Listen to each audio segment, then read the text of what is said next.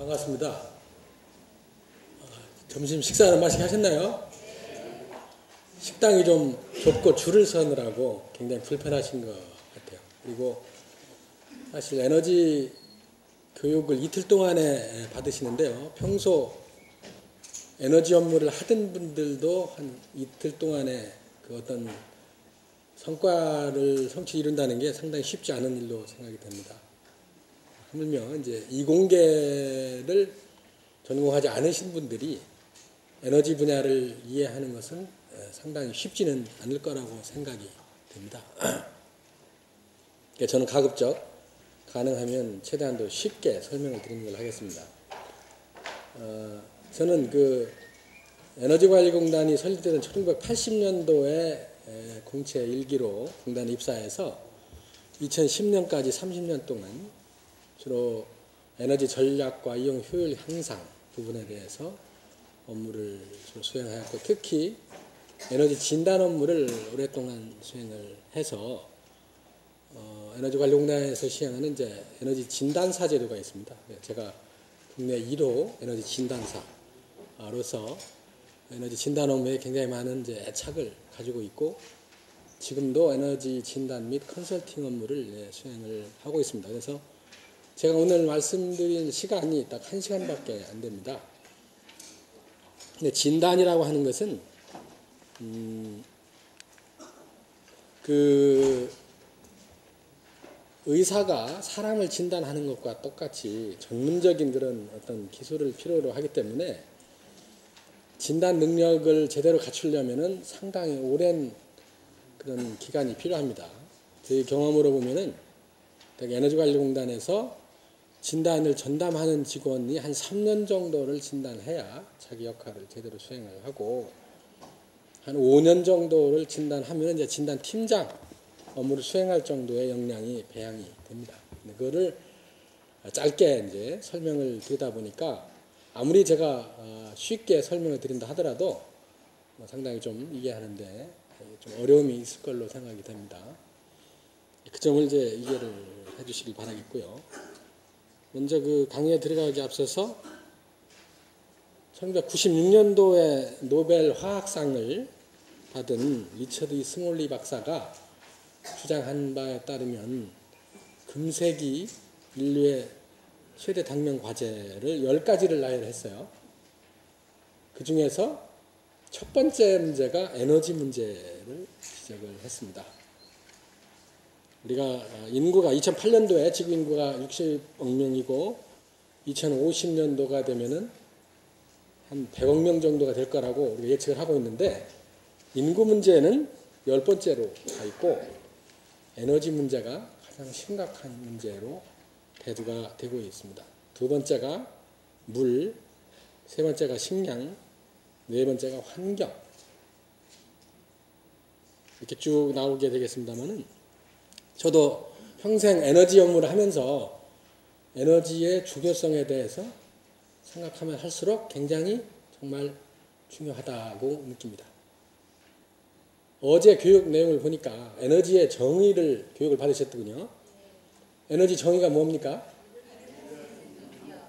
대단하십니다. 그거 아는 분이 많지 않거든요. 대부분이 여자가 대답하시고 남자분들은 좀 적은 것 같아요. 근데 단순하게 사전적으로 보면은 일을 할 수 있는 능력입니다. 근데 제가 볼 때는 그거보다 훨씬 더 중요하다고 생각합니다. 우리가 전체적으로 보면은 에너지는 제가 볼 때는 생명의 원천이라고 말씀드릴 수가 있습니다. 왜냐하면 생명이라는 것은 살아서 움직이는 거지 않습니까? 그 움직인다는 것 자체가 에너지가 없으면 불가능하기 때문이죠. 여러분 잘 아시다시피 절대 0도, 그러니까 섭씨로 따지면 영하 273도가 되면은 모든 분자의 운동이 정지하게 됩니다. 움직임이라는 게 없어져요. 생명이 존재하지 않는 거죠. 거기에 에너지가 투입돼서 온도가 올라감으로 인해서 비로소 활동이 시작되기 때문에 에너지는 생명의 원천이다, 이렇게 생각을 하고 있습니다. 그러면 에너지가 우리가 사용하는 에너지가 어디서 온 겁니까? 전부 태양에서 오고 있죠. 그죠? 지금 우리가 이제 주로 연료로 사용하고 있는 석탄이나 석유라든가 가스가 전부 다 우리가 과거 지구상에 왔던 그런 햇빛으로 인해서 동물과 식물이 성장해서 지하에 매몰돼서 탄화된 것을 우리가 지금 캐서 쓰고 있기 때문에 그러니까 우리가 화석연료도 전부 태양에서 온 에너지라고 볼 수가 있죠. 좀 재생 가능한 에너지, 뭐 태양열, 태양광, 풍력, 바이오매스 이런 에너지도 전부 다 근원은 다 태양으로부터 오는 거죠. 근데 에너지 중에서 태양으로부터 오지 않은 게 있습니다. 뭐가 있겠습니까? 원자력 하나가 태양 에너지와는 관계가 없습니다. 또 하나 있죠. 지열입니다. 지열은 지구 본래에 보유하고 있는 지하에 있는 마그마라든가 두 가지를 제외하고서는 전부 태양으로부터 오는 거기 때문에 태양이 에너지의 근원이라고 보고 있고 문제는 우리가 사용하고 있는 에너지가 주로 전부 다 이 지하자원이죠. 근데 이거 고갈된다는 데 문제가 있습니다. 그 수업을 마치고 시험을 보는 거로 되어 있더라고요. 그래서 출제 요청을 받았는데 인류의 당면 과제 중에서 제일 중요한 게 뭔지는 제가 설명을 드렸으니까 참고하시기 바랍니다. 에너지 문제의 중요성이 첫째는 에너지 소비가 지속적으로 증가하는 데 있습니다. 그죠? 그리고 또 에너지 가격이 계속 오르고 있어요. 또 우리나라는 에너지 보존 자원이 적어서 에너지 수입 의존도가 한 96%쯤 됩니다. 자료를 보다 보니까 서울시의 에너지 자립도가 4%라더라고요. 보니까. 그리고 96%를 외부로부터 공급받고 있는데 우리나라도 대략 과거에는 97%였었는데 좀 떨어졌어요. 96%를 수입에 의존하고 있습니다. 또 에너지를 사용함으로 인해서 온실가스, CO2가 발생하는데 이 부분이 지구온난화를 재촉하는 온실가스이기 때문에 에너지 소비를 줄이는 부분이 바로 온실가스를 줄이는 지구온난화 대책이 된다고 볼 수가 있습니다.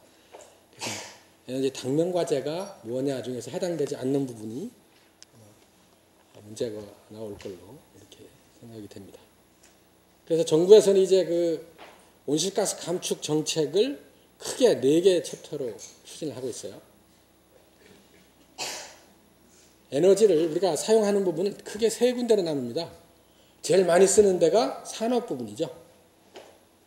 그 다음에 건물 부분, 그 다음에 수송 부분, 자동차, 철도라든가 비행기라든가 건물 부분과 수송 부분이 대략 비슷하죠. 산업 부분이 제일 많고 그래서 이 온실가스를 줄이기 위해서 산업 부분에서는 이제 산업 부분 에너지용 효율 향상 정책을 굉장히 오랫동안 펴고 있는데 워낙 열심히 하다 보니까 지금은 거의 절감 자원이 고갈돼 있어요. 이제는 우리나라의 에너지 이용 효율이 굉장히 높이 올라가 있어서 산업 부분에서 절감할 요인이 그렇게 많지 않습니다. 온실가스를 줄이도록 되어 있는데 그러다 보니까 정부에서는 주로 집중적으로 하는 부분이 건물 부분하고 수송 부분에서 많은 에너지 절감 목표를 세워놓고 있습니다. 온실가스 저감 목표를.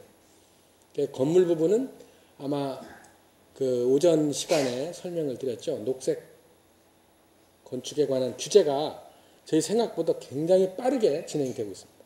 이 부분은 그래서 이제 건물 부분의 에너지 효율 향상을 위해서 저희 목표는 아마 앞 시간에 소개가 됐겠습니다만은 2017년도까지는 우리나라에서 새로 짓는 건물은 패시브 하우스 수준까지 가겠다. 패시브 하우스라고 하면은 대략 냉난방 에너지가 평방미터당 연간 15kWh 수준. 굉장히 낮은 수준이에요. 우리나라 에너지 효율 등급 1등급의 경우에 원 플러스 트리플 플러스 최고 등급이 공동주택의 경우에는 지금 60kWh로 되어 있죠. 그다음 아까 15kW. 물론 60kWh는 냉방, 난방, 급탕, 조명, 환기 5개 에너지를 얘기하는 거고, 패시브 하우스주는 이제 냉난방만 얘기하는 거기 때문에 약간 차이가 납니다만, 어차피 냉난방 부분에 가장 많고, 그것을 2017년도까지 달성하겠다고 되어 있고, 2025년도부터는 우리나라도 제로 에너지 하우스, 그리고 신축 주택은, 신축 건물은 제로 에너지라고 하면은 사실은 거기서 얘기하는 건 화석 에너지를 안 쓰는 거죠.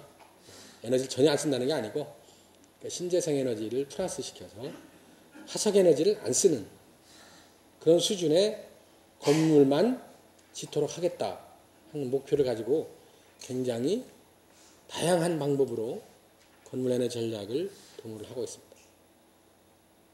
마찬가지로 수송 부분도 여러분 아시다시피 전기자동차라든가 아니면은 이제 연비를 굉장히 높인 고연비차, 소형차 보급이 굉장히 빠르게 늘어나고 있습니다. 그래서 수송 부분은 고연비차 내지 전기차 내지 뭐 하이브리드차, 수소 연료전지차 이런 쪽으로 해서 에너지 소비를 굉장히 크게 줄이는 쪽으로 정책을 적극적으로 수행을 하고 있습니다.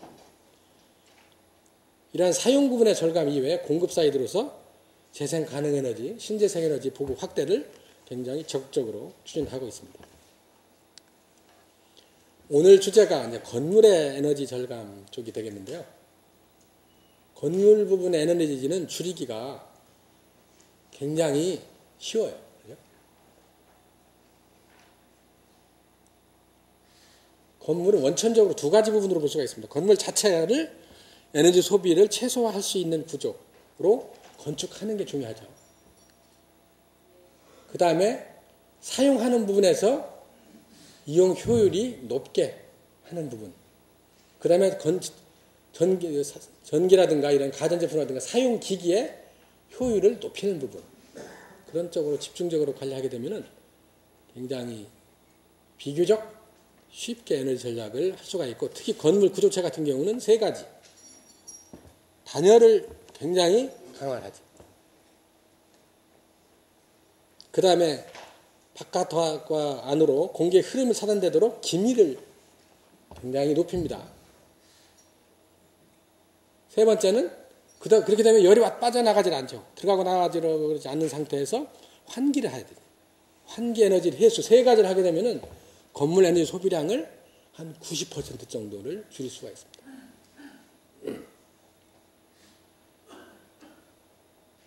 구조체의 에너지 소비량을 이렇게 줄일 수 있는 거죠. 그래서 건축물에 관한 이런 규제, 단열 기준을 굉장히 강화시키고 기밀도 강화하고 환기열 해수를 하도록 하는 것이 전부 법 규제에 의해서 빠르게 강화되고 있고, 건축물 에너지 소비 증명제가 지금 시행되고 있죠. 그래서 앞으로는 500세대 이상의 공동주택, 그 다음에 3,000평방미터 이상의 업무용 건물 같은 경우는 건물을 매매하거나 임대할 때 에너지 효율 등급을 서류를 첨부하도록 되어 있습니다. 그래서 건물을 건축주라든가 건물을 구매하는 사람이라든가 임대하는 사람이 그 건물의 에너지 사용량, 효율이 어느 정도 되는지를 알 수 있도록 해서 이제는 에너지 성능이 건물의 가격에 반영될 수 있도록 하는 정책을 수행을 하고 있습니다. 지금부터는 이제 에너지 진단 부분에 대해서 설명을 드리도록 하겠습니다.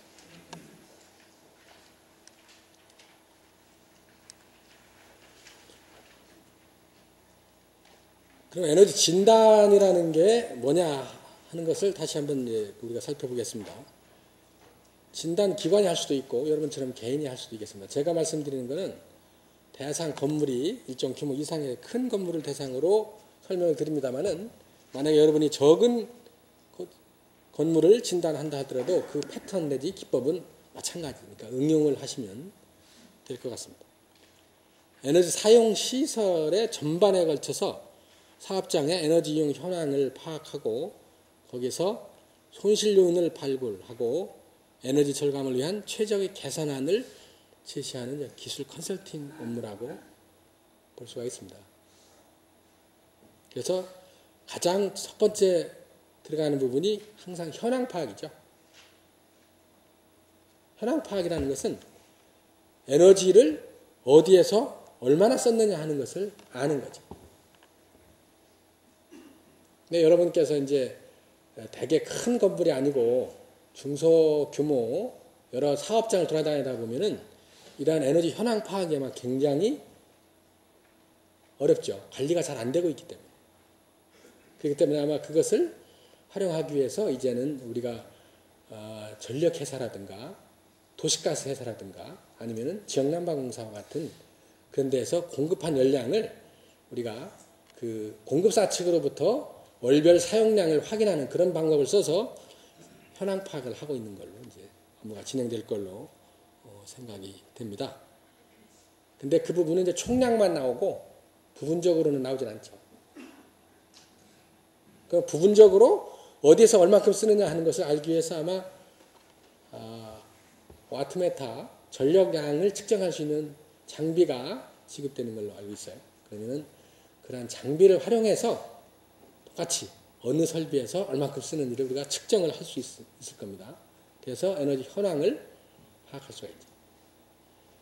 그래서 파악한 다음에 설비별 이제 손실 요인을 찾아내고 그 손실 요인에 대해서 개선 방안을 찾아서 그것을 이제 그러면 개선에 필요한 돈이 얼마 드는지 경제성까지 분석을 해서 절감 효과를 제시해 주는 것이 아마 컨설팅 업무의 전체적인 진단 업무의 영역에 포함되고 있습니다. 거기에다 플러스해서 이제 신재생 에너지를 적용할 수는 없는지 하는 부분도 더 추가적으로 검토를 할 수가 있습니다. 진단의 목적입니다. 에너지 진단을 하는 목적은 사용 에너지를 절감하는 거죠.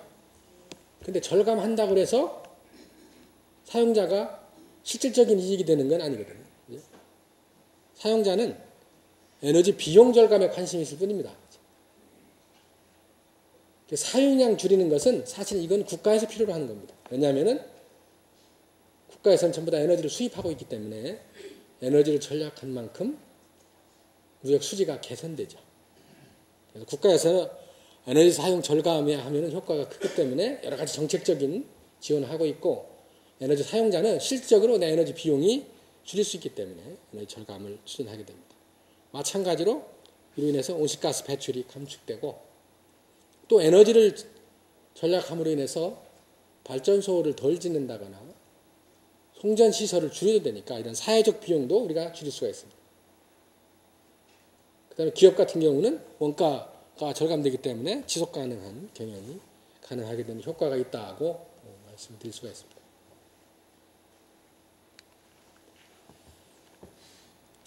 진단은 사실은 그 에너지용 합리화법에 의무 진단을 받도록 되어 있어요. 근데 대상은 에너지를 많이 쓰는 사업장, 연간 에너지 사용량이 2000TOE. TOE라고 하면은 에너지 석유 환산 톤입니다. 톤 오브 오일 이퀴버런트라고 해서 석유를 환산한 에너지 사용량인데 연간 2000톤을 쓴다 하면은 비용으로 따지면 한 10억 정도 됩니다. 상당히 규모가 있는 큰 에너지를 사용하는 건물이나 산업체에는 5년에 한 번씩 진단을 받도록 되어 있습니다. 근데 서울시는 이 에너지 전략을 더 강화하기 위해서 보니까 금년부터는 주로 전력 쪽으로 절감을 하고 있는데 전력 계약 용량이 500kW 이상이 되는 모든 건물은 의무적으로 진단을 받도록 조례에 반영시키고 있습니다. 작년에는 1000kW 했었고 내년에는 100kWh로 낮추는 걸로 지금 예고가 되어 있습니다.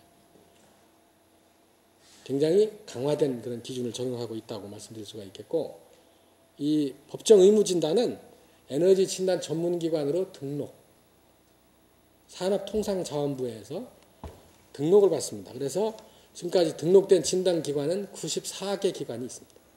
그래서 이 등록된 진단기관만 할 수가 있고 또 에너지 진단 비용이 상당히 좀 고가이기 때문에 중소사업장의 경우에는 정부에서 진단 비용의 80%까지는 보조금으로 지원을 하고 있습니다.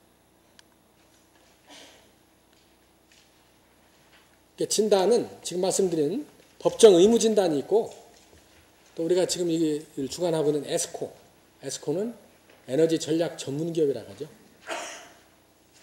그래서 에너지 전략 전문 기업에서 하는 진단 두 가지로 되게 크게 대별될 수가 있겠는데 법정 진단은 지금 말씀드린 대로 5년 주기로 의무적으로 받고 진단도 열이라든가 전기 모든 범위에 대해서 다 받도록 범위가 정해져 있습니다.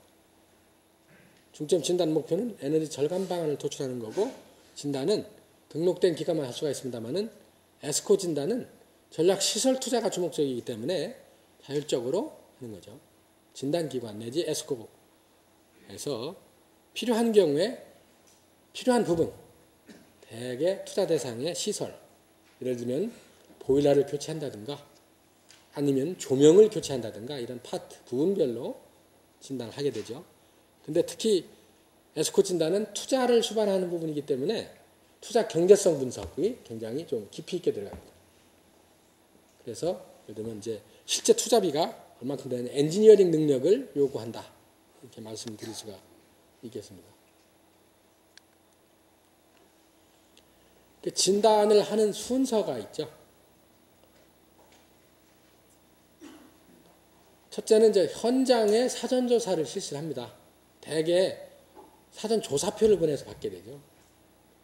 그래서 자료 수집을 하고 진단 범위라든가 이런 것을 사전 현장 조사할 때 협의를 하고 다음에 이제 현장에 가서 직접 측정을 하고 성능 시험을 해서 개선안을 발굴한 다음에 보고서를 작성하는 그런 순서로 진행이 되는데 그러다 보니까 진단할 때는 상당히 다양한 종류의 진단 장비를 필요로 하죠.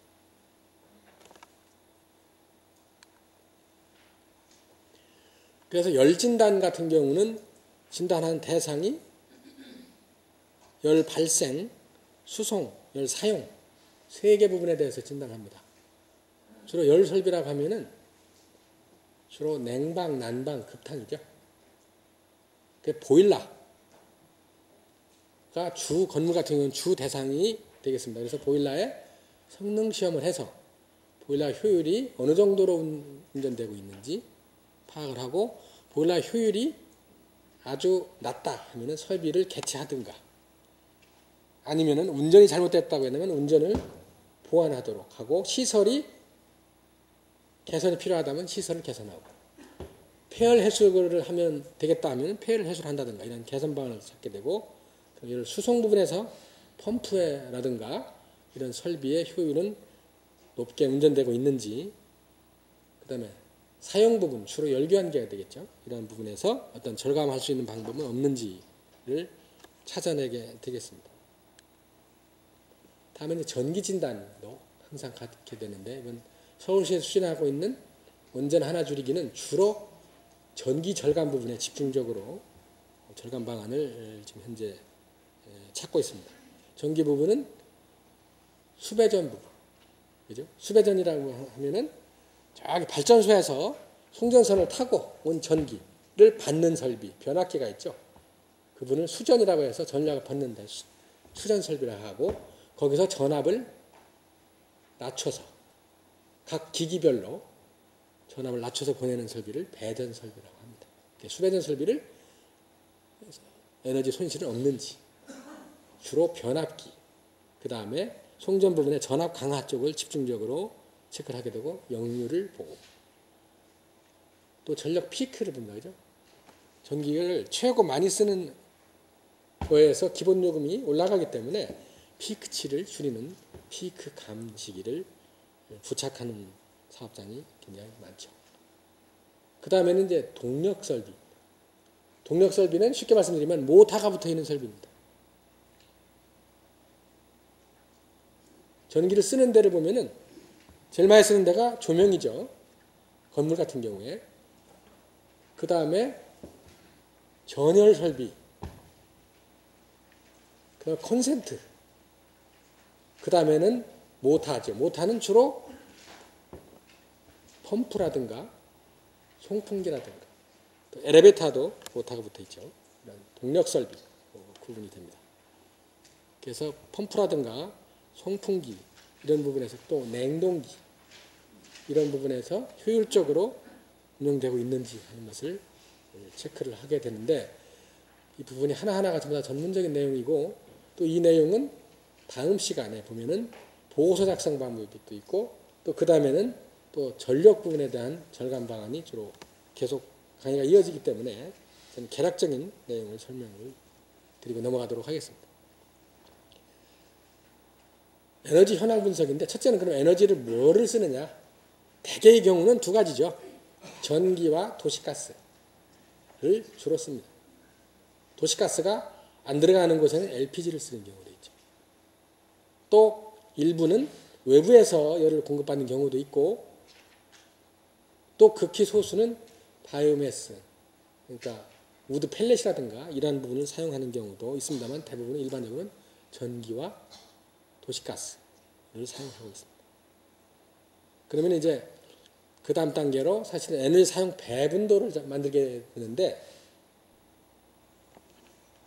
배분도는 주로 어느 곳에서 어느 설비에서 얼마를 쓰느냐 이 부분이 아마 앞으로 여러분 지나실 때는 주로 와트메타로 해서 체크를 해서 각 설비별로 전력을 얼마나 쓰는지 양식에 의해서 작성을 하게 되면 배분도가 작성이 가능할 걸로 생각이 되는데 측정하려면 상당히 많은 노력과 시간이 필요합니다. 그 다음에 에너지 원단위 비교 분석을 해서 원단위라는 것은 건물 같은 경우는 단위 면적당 연간 에너지 사용량이 얼마나 된다. 그것을 우리가 에너지 원단이라고 얘기합니다. 그러면 그걸 왜 산출하느냐?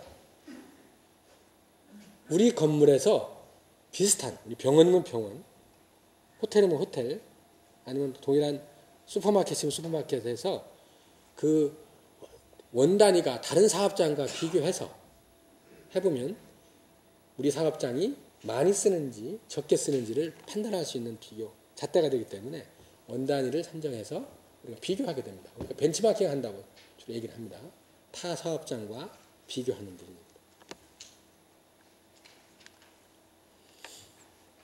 그 다음에는 이제 사용량을 알았지만 그 다음에 또 비용이 있죠. 그게 전력 사용량과 전력 비용이 얼마냐. 비용은 아까 아마 전 시간에 어제 설명한 걸로 알고 있습니다만은 또 전력 계약 부분에 따라서 상당히 좀 차이가 날 수가 있어요. 같은 전력량을 사용한다 하더라도 종류에 따라서. 그 다음에 연료의 사용량과 연료비, 그 다음에 단가, 그러니까 연간 평균 단가죠. 전력은 킬로와트아워당 평균 얼마냐. 연료는 킬로와트아워 아니 리터당 아니면 입방미터당 얼마냐 하는 것은 투자 경제성 분석을 할 때 필요하기 때문에 단가가 필요합니다. 그리고 원단위가 비용으로 산출을 하게 되죠. 다음에는 이제 에너지를 어디서 얼만큼 쓰느냐. 사용하는 부분은 주로 전력 사용 설비하고 연료 사용으로 구분이 되겠는데 전력 사용은 제일 많은 부분이 조명, 그 다음에 아마 냉동기라든가 승강기라든가 펌프, 송풍기 쪽에서 많이 쓸 거고 주로 근데 이러한 부분에서는 이번에 서울시에서 하는 에너지 설계사는 이러한 부분 전문적으로 들어가기 때문에 아마 이 부분보다는 콘센트, 전력 사용 부분, 전력 기기 쪽에 집중적으로 아마 체크를 할 걸로 예상이 됩니다. 그 다음에 연료 사용 부분은 이제 보일러라든가 냉온수기 해서 얼마나 홀별로 사용하고 있느냐 하는 것을 이제 체크를 하게 되는데 실제로 진단할 경우에는 각 부문별로 체크시트가 있어요. 각 업체별로. 체크시트에 의해서 체크를 한다. 서울에너지 설계사 같은 경우도 별도의 보고서 체크시트 양식이 있기 때문에 그 양식을 써서 측정을 하게 됩니다. 그 다음에 진단할 때 중요한 부분이 있어요. 계량기가 얼마나 설치되어 있느냐. 제일 문제가 아까 현황 파악을 해야 된다고 했는데 계량기가 거의 안 붙어 있어요. 대개 보면은 한전 내에서 맞는 주 전력 계량기 하나하고 도시가스 계량기 달랑 하나씩 붙어 있고 추가적으로 되어 있는 데는 상당히 잘 되어 있는 그런 대형 건물 이외에는 별로 계량기가 붙어 있지를 않아요. 각 설비별로 얼마큼 쓰는지를 알아야만 사실은 효율도 알고 또 그것을 개선했을 때 절감 방안이라는 효과를 분석할 수가 있는데 그런 계량 부분이 미흡한 부분이 그 에너지 관리할 때 가장 큰 문제점으로 대두가 되고 있죠. 그래서 그러한 부분을 대폭적으로 보완해서 에너지 관리 시스템으로 구축된 부분이 그런 건물이 뱀스라고 그러죠. 오전에 설명을 하던데 보니까 빌딩 에너지 관리 시스템, 에너지 관리 시스템 뱀스가 그런 계량 부분에서부터 시작을 해서 전체적으로 사용량을 모니터링, 감시하면서 이게 적당한 양을 쓰고 있는 건지 아니면 필요한 것보다 불필요하게 많이 쓰고 있는지를 또 이렇게 알람 기능까지 있어서 좀 더 컨트롤하고 하는 부분으로 인해서 절감 효과를 많이 거두는 시스템 우리가 뱀스라고 얘기를 합니다만은 그러한 부분이 사실은 국내에도 대형 서울 시내에 있는 대형 건물 내에서도 10%도 안 됩니다. 뱀스가 설치되어 있는 부분이. 근데 이 부분이 왜 중요하냐? 지금처럼 이런 시스템이 갖춰져 있어야만 체계적인 에너지 관리가 가능하고 또 현재 정부에서 추진하고 있는 뭡니까? 그 정보통신과 매칭시킬 수가 있죠. 새로운 일자리 창출이 가능한 부분이기 때문에 뱀스의 보급 확대를 위해서 정부에서 굉장히 적극적으로 노력을 하고 있다 하는 말씀을 드릴 수가 있습니다. 그래서 이제 주요 설비의 성능을 진단하게 되겠는데 이러한 성능 진단하기 위해서는 굉장히 많은 장비가 필요합니다. 제일 위에 나와 있는 계측기는 주로 펌프를 진단할 때 쓰는 장비죠. 초음파 유량계입니다. 이 센서가 붙어 있어가지고 옆에서 계측기로 지금 이 관에 흐르는 물의 양이 얼마입니다 하는 것을 우리가 사실은 계량기 안 붙어 있잖아요. 물이 얼마나 들어가는지 모르는데 펌프의 성능 알려면은 반드시 두 가지를 알아야 되거든요. 물이 얼마나 흘러가는지, 그 다음에 압력이 얼마나 되는지 두 가지를 알아야 펌프 효율을 구할 수가 있습니다. 그래서 일단 초음파 유량계를 가지고 이건 이제 유량을 측정하는 장비 마찬가지예요. 두 번째도 초음파 유량계 센서를 붙인 겁니다. 그 다음에 밑에 것은 에너지를 측정할 때 가장 많이 필요한 부분이 뭡니까? 온도입니다. 온도 측정하는 거예요. 온도 센서가 붙어 있죠. 그래서 각 온도를 지속적으로 이건 레코딩하는 장치. 기록을 해서 그 변화를 계속 추적을 해나가는 그런 장비입니다. 그 다음에 이제 개선 방안을 찾는데 주로 아마 여러분께서 아마 하시는 활동은 주로 조명 쪽의 개선 방안을 많이 찾는 걸로 알고 있어요. 제일 쉬우니까. 특히 조명 부분은 LED 조명이라니 굉장히 전력 절감 효과가 큽니다. 그래서 정부에서는 이러한 LED 보급을 확산시키기 위해서 굉장히 많은 제도적 아니면 자금 지원을 하고 있죠. 보조금을 지급하고 있고 그 다음에 공공건물 같은 경우에는 거의 반강제적으로 LED 조명으로 바꾸도록 하고 있습니다. 저도 거실에 있는 그런 그 할로겐 램프를 LED 조명으로 바꿨거든요. 50W짜리를 한 5W 정도로 이렇게 바꿔도 되니까 절감 효과는 굉장히 큽니다. 근데 단점은 비싸죠. 투자비가 많이 들기 때문에 각 지방자치단체라든가 아니면 에너지관리를 분담하는 기관에서 보조금을 많이 지원을 하고 있습니다. 그래서 주로 LED 조명을 바꾸는 쪽에 대해서 아마 집중적으로 진단을 해서 절감 성과를 많이 올리는 걸로 알고 있습니다.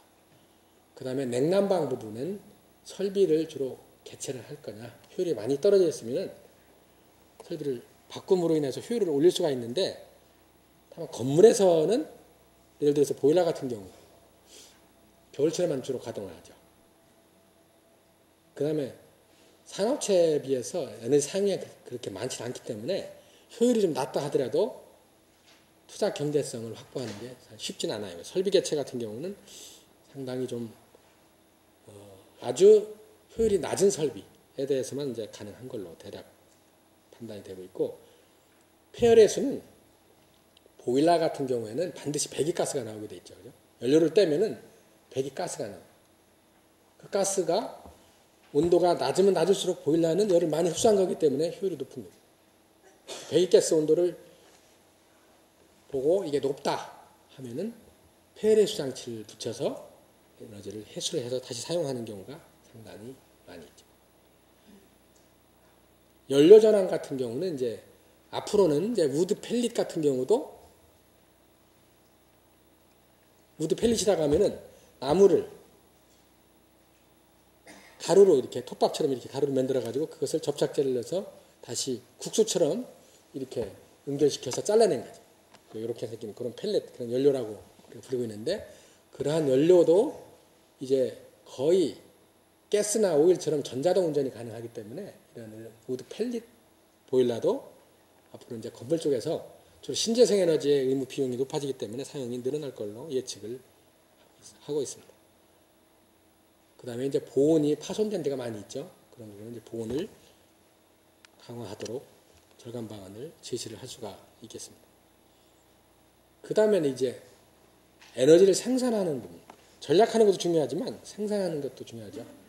주로 많이 쓰는 부분이 건물 부분에서는 태양열 온수기를 달아서 급탕에 사용한다거나, 아니면 태양광 발전 설비를 붙여서 전력을 생산해서 사용하거나, 아니면 지열 히트펌프를 설치해서 냉난방에 사용하는 쪽, 세 가지 부분이 주로 신재생에너지 부분에서는 이제 건물에 많이 적용을 하고 있습니다.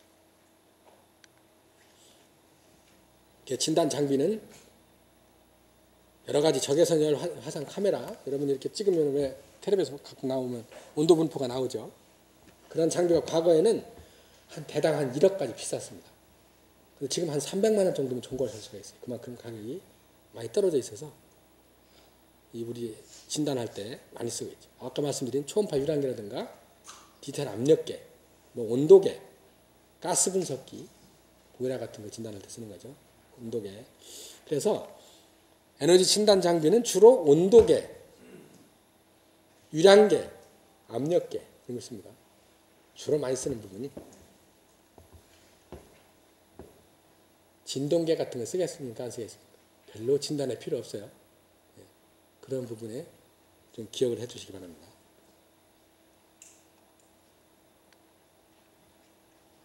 그 다음에 풍압계, 전력 분석계, 파워메터, 그다음에 조명할 때는 조도계, 이런 장비가 필요하게 됩니다. 이거 사진이죠. 적외선 열화상 카메라, 그다음에 초음파 유량계, 전력 분석기, 전력계. 사진으로 설명을 드렸습니다. 그러다 보니까 이제 지금 제가 말씀드린 것은 건물에서 에너지를 사용하는 부분에 대해서 줄이는 것을 주로 설명을 드렸죠. 근데 건물은 사실은 원천적으로 건물 자체가 에너지를 적게 쓰도록 지어져야 된다고 그랬습니다. 거기에 대해서 여러분의 이해를 돕기 위해서 그럼 건물은 어떻게, 어느 부분이 중요하냐?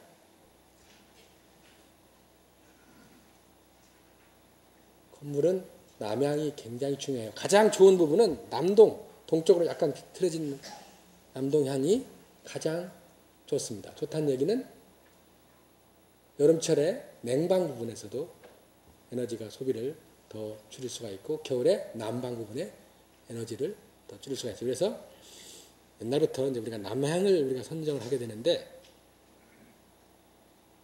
다른 부분의 향이 다른 향보다 남향으로 할 경우에 한 3% 정도 에너지 절감 효과가 있다고 합니다.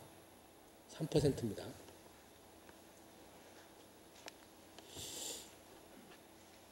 그 다음에 창호가 중요하죠.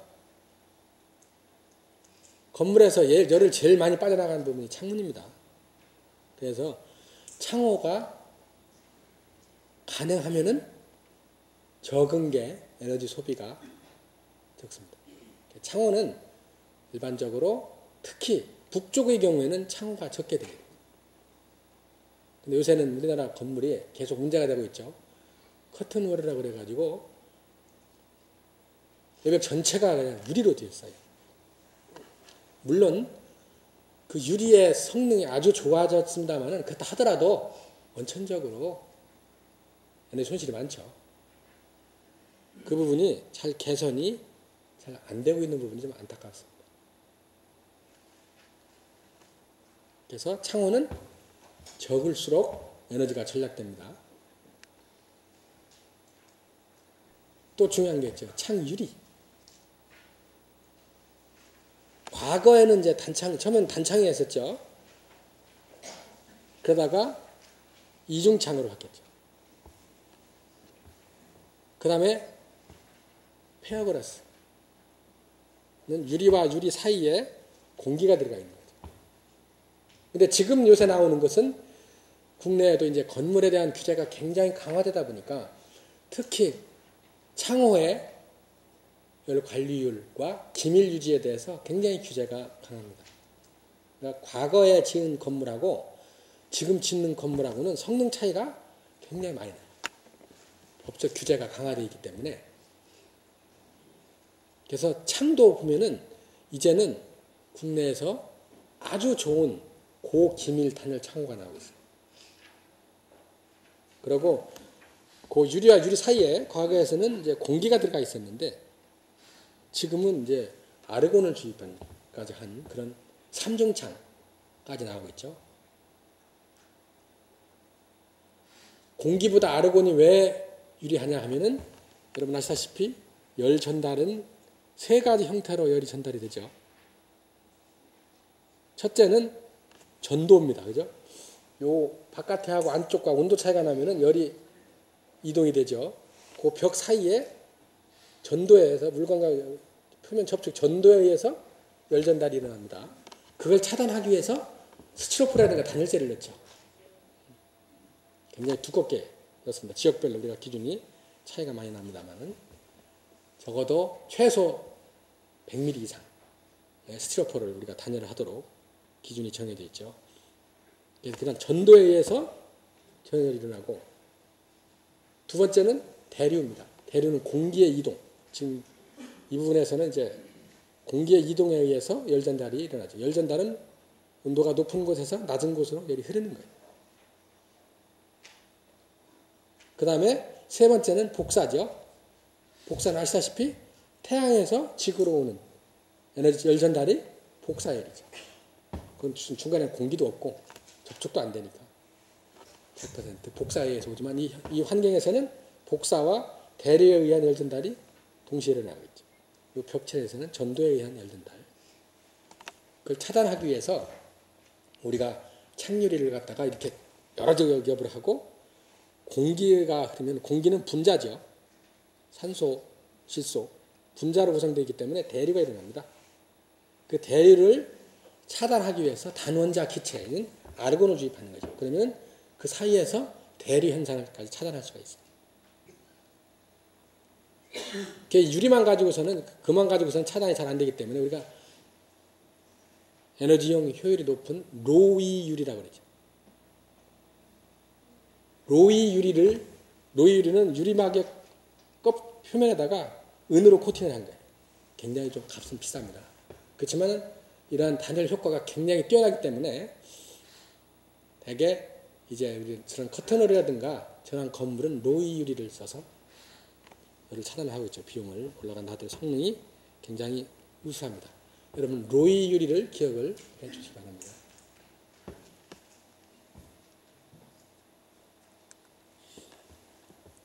그 다음에 창틀. 창틀은 기밀이 중요하죠. 틈새로 공기가 바깥으로 왔다 갔다 하지 않도록. 요새 보면 창틀이 굉장히 무겁습니다. 기밀 때문에 두껍고 무겁게 되죠. 가격도 상당히 많이 올라갔습니다. 과거에는 전부 다 수입을 해서 쓰던 것이 지금 전부 다 국산 자재가 아주 좋은 제품이 많이 나오고 있어요. 창틀은 재질이 중요하죠. 금속재가 사실은 성능이 제일 떨어지죠. 전도가 잘 되기 때문에 금속은 열이 잘 흐르기 때문에 열 손실이 많아요. 그래서 이제 그 열계 차단 코팅을 한다고 이제 하는 제품이 사용되고 있습니다만은 역시 그렇게 한다 하더라도 플라스틱이라든가 나무보다는 열 손실이 많아요. 그래서 창틀 같은 것은 이제 플라스틱이라든가 나무로 된 그런 창틀이 더 에너지 손실이 적다 하는 말씀을 드릴 수가 있고, 출입문도 중요하죠. 출입문도 단열이 잘 되어 있어야 되고 기밀이 유지가 돼야 되고 방풍실을 설치하도록 되어 있죠. 그래서 이쪽으로 출입문을 통해서 에너지 손실이 발생되지 않도록 설계 반영이 필요합니다. 만약에 여러분께서 점검하다가 그러한 부분이 미흡하다 하면은 그런 부분을 개선하도록 우리가 절감 방안을 제시를 할 수가 있죠. 그 다음에 벽체, 단열. 특히 공동주택 같은 경우라든가 이런 부분은 외벽에서의 손실이 굉장히 많죠. 외벽은 뭡니까? 바깥에 공기하고 접하고 있는 부분이거든요. 그러니까 아파트 같은 경우는 제일 갓동, 제일 갓동, 왼쪽이나 오른쪽 열 손실이 많아요. 그래서 그쪽 부분에는 그 벽을 단열재를 굉장히 두껍게 시공하도록 되어 있죠. 그 다음에 또 벽으로 나가는 것 같고, 그 다음에 천정. 꼭대기층의 젤 쿠팅이는 외벽도 접하고 천정도 되기 때문에 가장 에너지 손실이 많습니다. 그죠? 가격이 좀 떨어지죠. 그래서 이제 지금은 단열 규정을 굉장히 강화해서 많이 과거처럼와는 달리 새로 짓는 집들은 그 부분에 엄청나게 지붕과 측벽을 단열을 강화하도록 돼 있어서 과거처럼 심하지는 않습니다.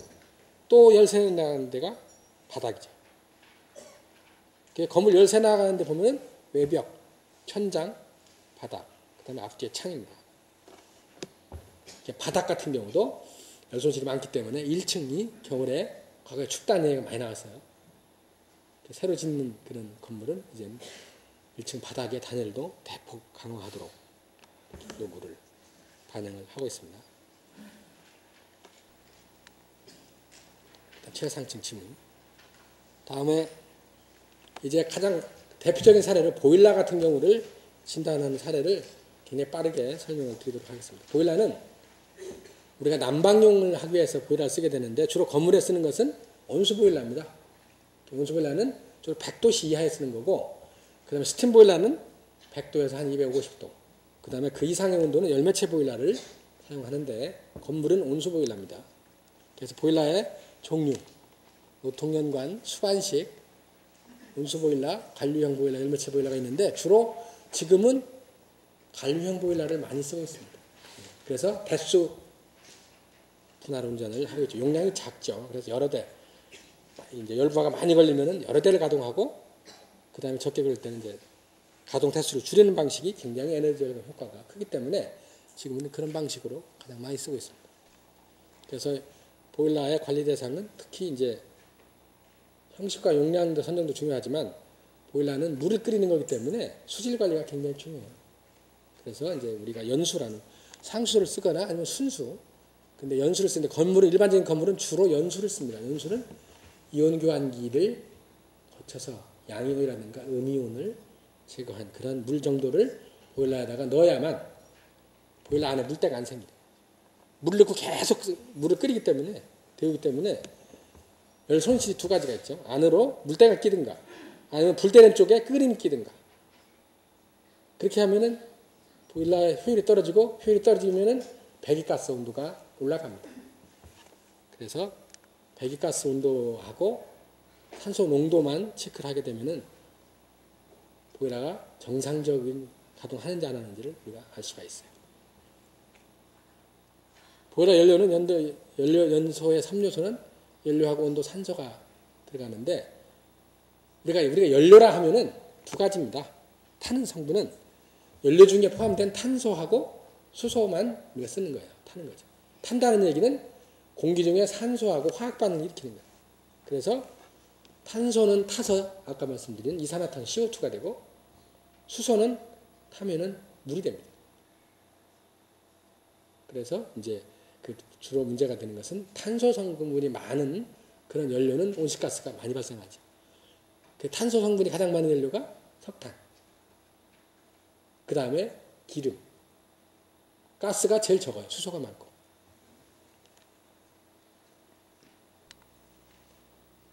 그다음에 보일러의 에너지 절감 포인트는 공기비도 설명이 좀 어려운 부분이 되겠습니다만은 배기가스, 불필요하게 공기가 많이 들어가면 손실이 많아요.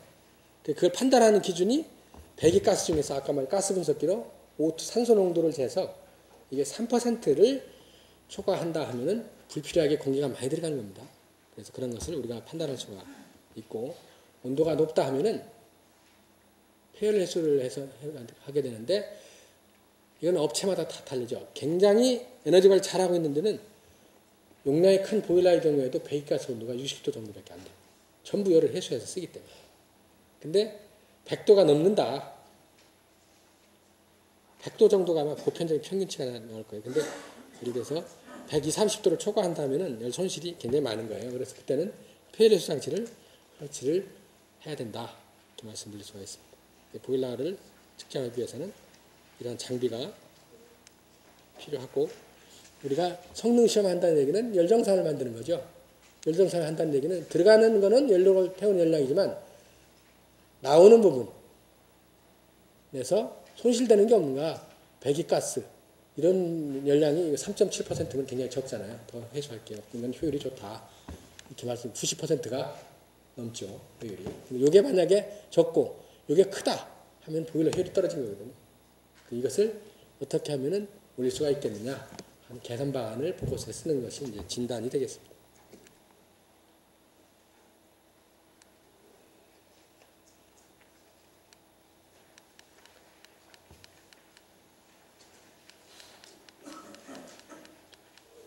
준비해온 양에 비해서 상당히 시간이 짧게 주어져 있기 때문에 요약해서 설명을 하고 마치도록 하겠습니다.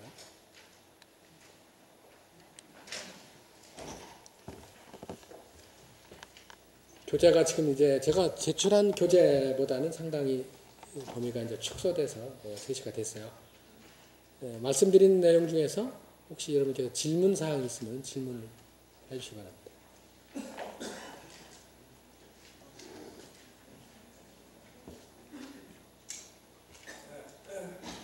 그 지열을 이용해서 그 원수나 이런 걸 가동하는 실태가 있는 어떤 정도예요? 우리가 지열을 주로 쓰는 경우는 대개 땅 속에 한 150m 정도까지 천공을 합니다. 해서 그 다음에 이제 거기다가 물 파이프를 배관을 집어 넣어서 물을 순환시키고 그 물을, 그러니까 여름철 같은 경우는 이제 대기 온도보다 땅속 온도가 더 낮거든요. 그 찬물을 가지고 우리가 냉방을 하게 되고, 겨울에는 그 온도를 갖다가 거기서 열을 뽑아서 히트펌프를 써서 온도를 올려서 난방을 하게 되거든요.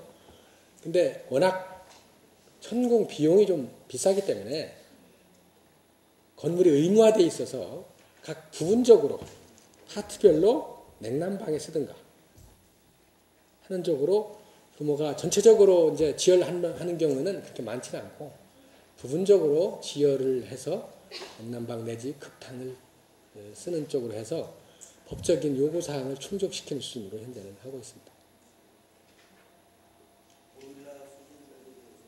예.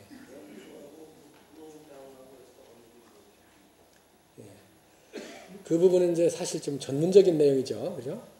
보일러에서 브로다운이라고 하는 것은 이제 아까 말씀드린 대로 보일러에서 자꾸 물을 이렇게 데우고 끓이다 보면은 이제 물에 있는 물때가 밑에 고이게 되는데 그것을 주기적으로 빼내거든요. 바깥으로. 그 빼내게 되면 그 브로다운 시키는 물의 보유량이 많기 때문에 그 열을 해소하기 위해서 열 해소 장치를 붙이는 경우가 있습니다만, 이제 건물 같은 경우는 그 브로다운 양이 수질 관리 잘하면 브로다운 양이 그렇게 많지 않기 때문에 일반적으로 이제 대개 일정 규모 이상이 되는 건물 경우에만 브로다운 열을 해소하는 걸로 생각이 되고, 규모가 작은 건물 같은 경우에는 이제 되게 해수의 경제성이 낮게 나오는 걸로 알고 있습니다. 예. 다른 질문 사항 있습니까?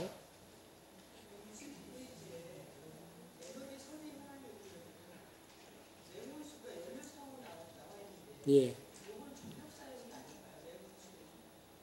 냉온수기는 지금 제가 말씀드린 것은 이제 흡수식 냉온수기, 가정에서 쓰는 냉온수기가 아니고, 예. 그 업체에서 냉난방용으로 쓰는 부분인데, 가스를 직화식으로 직접 연소를 시켜서 하는 직화식 냉온수기도 있고, 또 스팀이라든가 이러한 온수를 사용하는 냉온수기도 있습니다. 그래서 용도가 좀 다릅니다. 예, 집에서 쓰는 건 이제 전기를 사용하는 거고, 그런 부분하고 이제 제가 설명드린 부분하고는 좀 차이가 있어요. 그래서 일정 규모 이상 되는 부분에 대해서 이제 설명을 드린 거죠. 아마 여러분께서 하신 부분은 이런 대형 건물 쪽보다는 그 규모가 적은 부분에 어떤 설비별로 절감 포인트를 지도하는 쪽으로 아마 업무가 진행될 걸로 알고 있고, 주로 이제 전력량을 측정을 해서 거기서 나오는 소비 전력량을 줄일 수 있는 방법, 또 조명을 개선해서 뭐 백열 등을 갖다가 우리가 LED라든가 이런 조명, 고효율 조명으로 바꾼다든가 그런 이제 생활성 에너지 전략 실천하도록 아마 지도하는 업무가 상당히 이제 주를 거로 생각을 하고 있습니다. 제가 말씀드린 내용 중에서 대부분 이제 출제 부분은 그 안에 포함되어 있기 때문에 제 말씀을 잘 인용해 들으셨으면 시험 부분에 대해서는 어려움이 없을 걸로 이렇게 생각이 됩니다. 네, 질문이 없으면 이상으로 마치겠습니다. 감사합니다.